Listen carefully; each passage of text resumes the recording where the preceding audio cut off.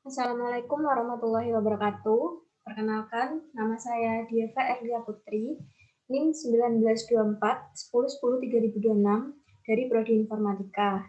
Di sini saya akan membuat video penjelasan untuk pemenuhan tugas mata kuliah Desain Analisis Algoritma kelas B. Langsung saja pada soal yang pertama.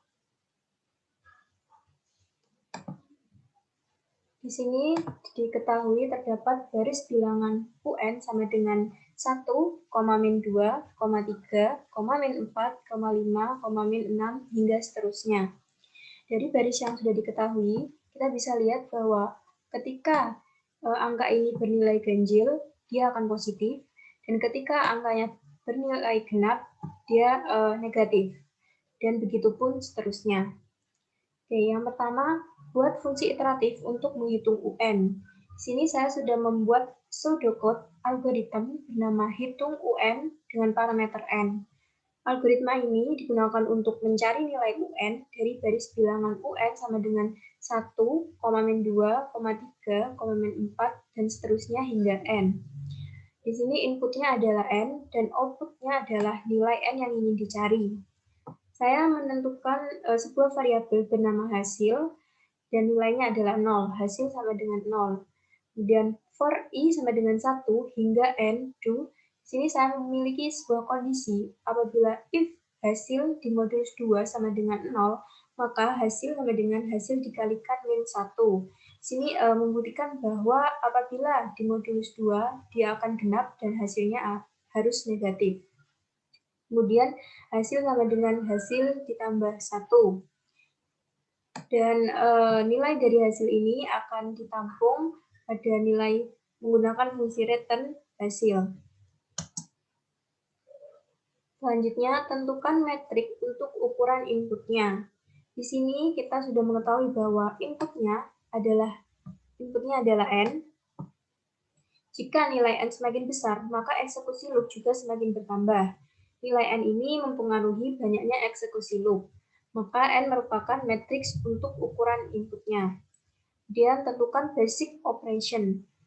Basic operation ini merupakan suatu operasi yang selalu dijalankan ketika memasuki proses loop. Oke, dari pseudocode yang ini, dari loop yang ini, basic operation-nya yaitu hasil modulus 2.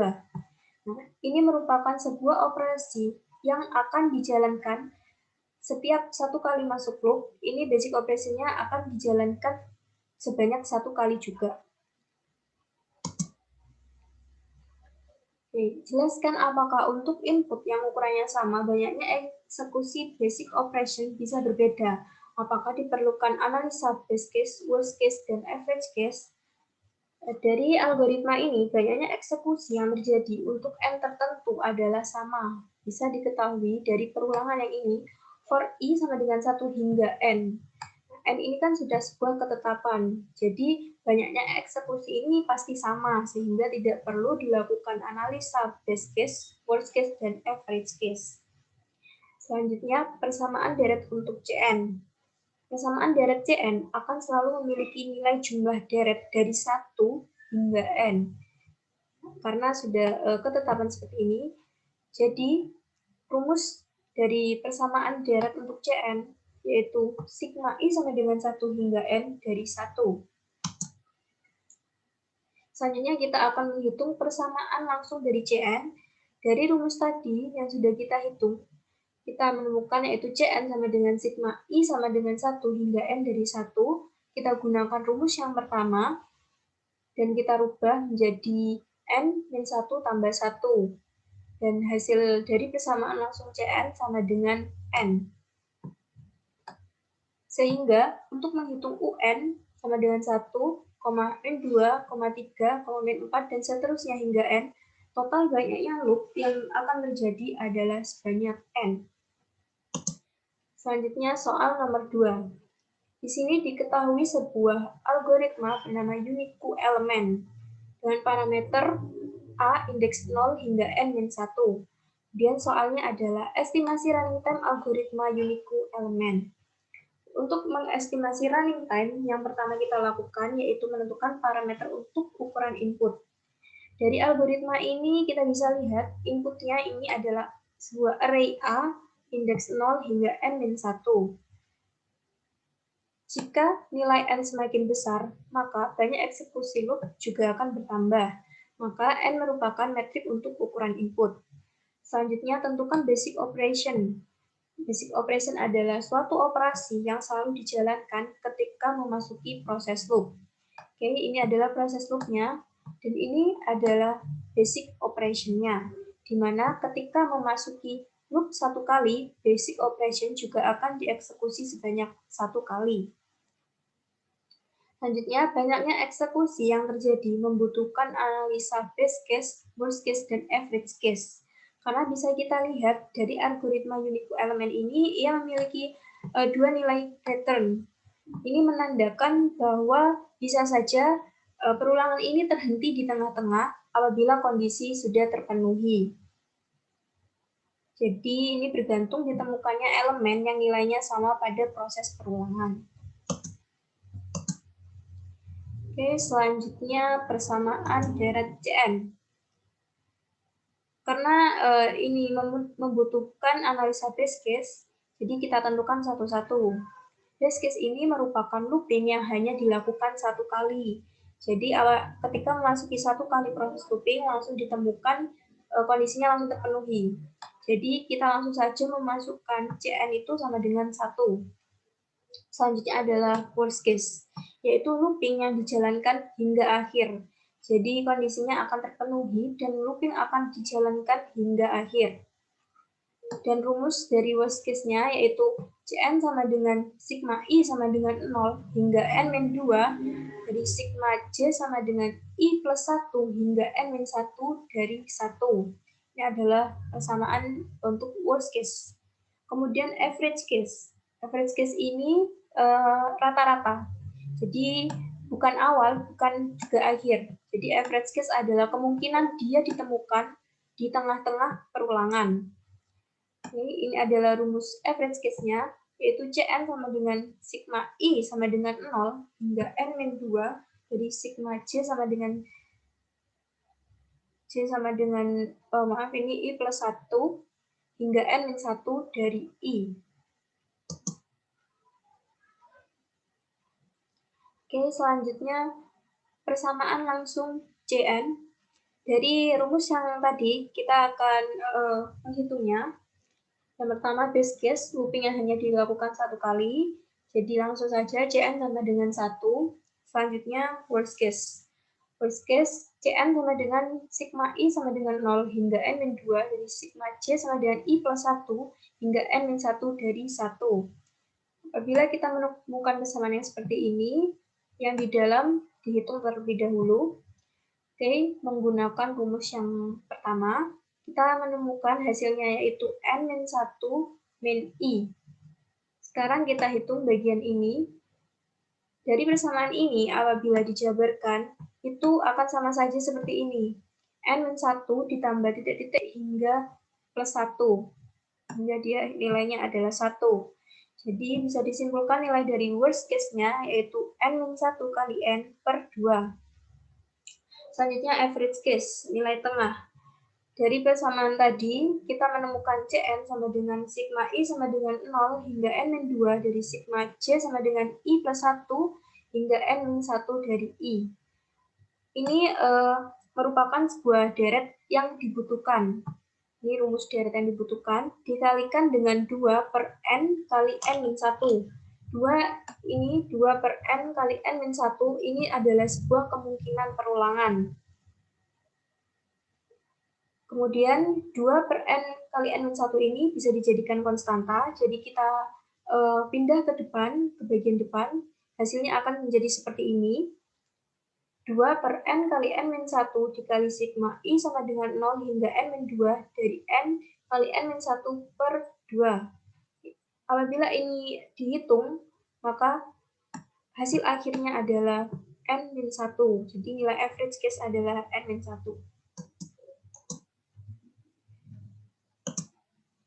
Oke, selanjutnya Jika sekali eksekusi loop membutuhkan waktu sebanyak T, maka estimasi waktu eksekusi algoritma unique element untuk masing-masing case adalah rumusnya yaitu T dikalikan Cn. Oke, sekarang kita masuk kepada yang pertama, base case. Kita ketahui Cn yang sudah ditemukan di base case tadi adalah 1, jadi langsung saja kita masukkan T dikalikan 1, hasilnya adalah T.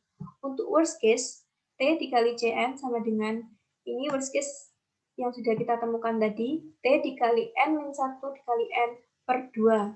Dan untuk average case-nya dilakukan hal yang sama, Cn-nya tadi kita temukan N-1, jadi average case-nya adalah N-1 dikali T. Itulah estimasi waktunya. Oke, selanjutnya kita masuk nomor 3. Diketahui suatu matriks 2 dimensi akan dicek apakah memiliki elemen di mana A indeks I, J sama dengan A indeks J, I.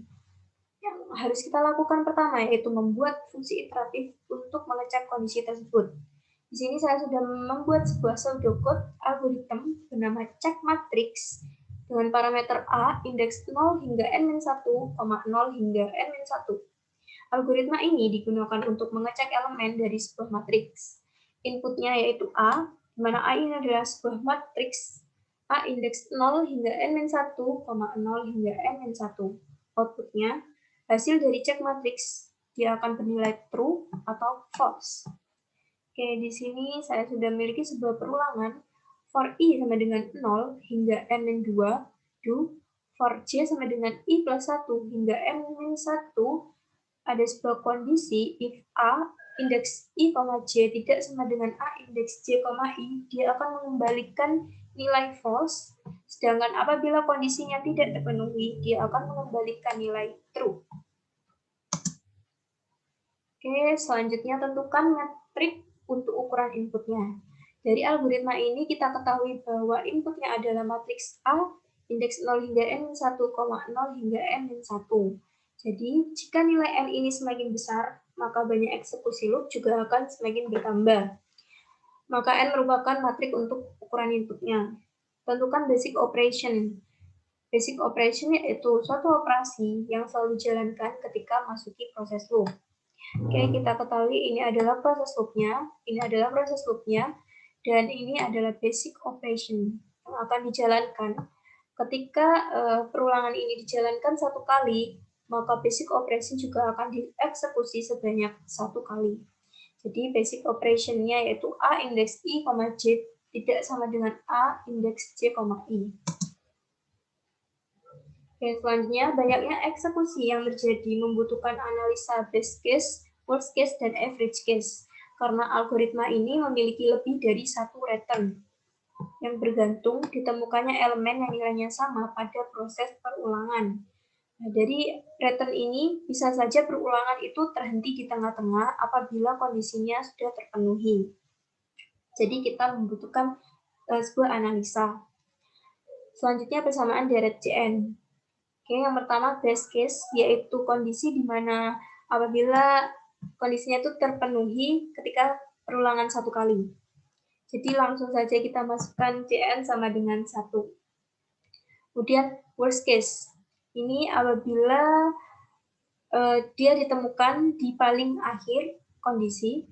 Jadi rumusnya yaitu Cn sama dengan sigma I sama dengan 0 hingga N-2 dari sigma J sama dengan I plus 1 hingga N-1 dari 1. Dan selanjutnya adalah average case, yaitu apabila ia ditemukan di tengah-tengah perulangan.